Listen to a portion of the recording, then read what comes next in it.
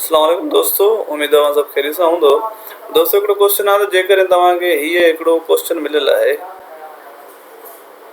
इन में तव्हांखे एक्स रेशो वाई ॻोल्हणो आहे त तव्हां कीअं कढंदव। एक्स रेशो वाई जो मतिलबु इहो आहे जेकॾहिं तव्हांखे एक्स अपॉन वाई मिली वियो त बि सही आहे, छो त एक्स रेशो अपॉन वाई जो मतिलबु हूंदो आहे एक्स रेशो वाई, ठीकु आहे न, बसि तव्हांखे ई मिली वञे। अच्छा, अगरि हिते तव्हांखे चए हा त वाई रेशो एक्स ॻोल्हियो त तव्हांखे बसि वाई अपॉन एक्स ॻोल्हणी पए आहे, ठीकु आहे। वाई अपॉन एक्स ॻोल्हे पोइ उनखे डायरेक्ट तव्हां वाई रेशो एक्स करे सघो पिया, ठीकु आहे। पर हिते तव्हांखे ई नथो चए, तव्हां सिर्फ़ु एक्स रेशो वाई जो मतिलबु आहे एक्स अपॉन वाई ॻोल्हींदव। एक्स अपॉन वाई यानी हिते एक्स मथे ई आहे, वेरी गुड, हिते त आहे ई मथे,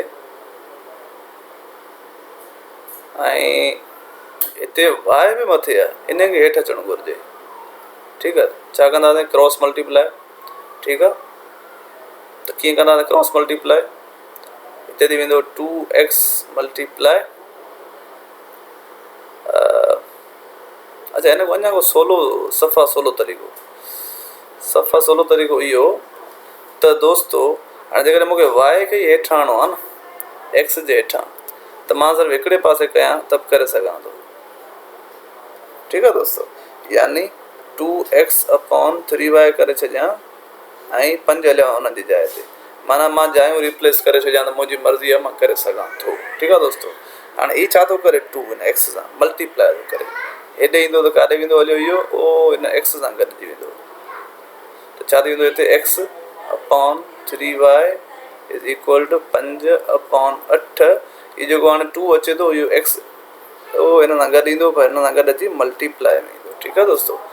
त छा थी वेंदो, हाणे ही हिते छा थो करे, हे बि हिते एक्स सां गॾु वाई सां गॾु मल्टीप्लाई थो करे, ही हली वेंदो हिन सां गॾु मल्टीप्लाई करणु, हिते थी वेंदो एक्स अपॉन वाई 5 मल्टीप्लाई 3, ऐं हिते थी वेंदो 8 मल्टीप्लाई 2, त जेको एक्स अपॉन वाई आहे उहो थी वेंदो 15 अपॉन 16।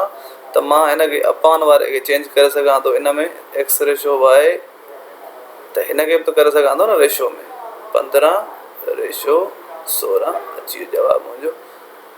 मूंखे जेको क्वेश्चन हो उन में मां रेशो कढी वियो आहे, पर जे तव्हांखे क्रॉस मल्टीप्लाई वारो करिणो हुजे उहो बि सवलो आहे, जे चओ त मां उहो बि करायां। क्रॉस मल्टीप्लाई वारो छा थींदो आहे तव्हांखे ख़बर आहे त ही हेॾे वेंदो मल्टीप्लाई करणु, यानी 2x मल्टीप्लाई 8 ऐं 5 वेंदा 3y ॾे, ठीकु आहे दोस्तो। हिते थी वेंदा 16x, हिते थी वेंदा 15y, ठीकु आहे।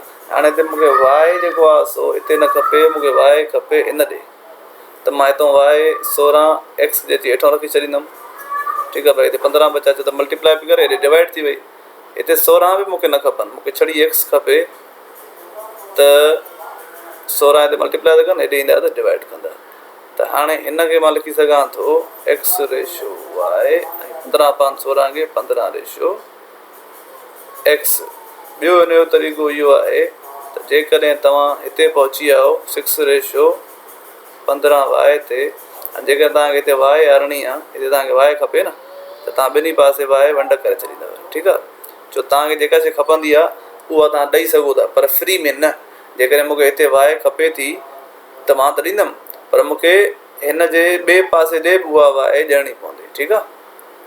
हलो हिते वाई ॾिनमि त हितां कैंसिल थी वई, ऐं हे थी वियो मुंहिंजो 16x upon y is equal to 15, ठीकु आहे दोस्तो।